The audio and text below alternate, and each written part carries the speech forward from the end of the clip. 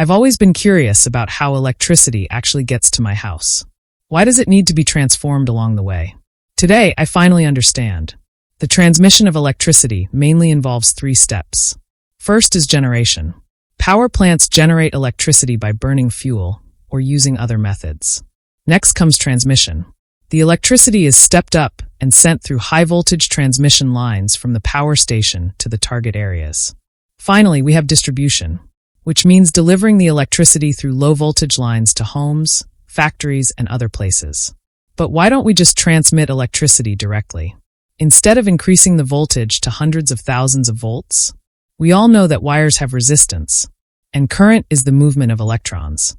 As electrons flow through the wire, they collide with the wire material, generating heat and causing energy loss. According to Joule's law, the energy loss equals the square of the current multiplied by the resistance. When the resistance of the wire stays the same, the only way to reduce energy loss is to lower the current.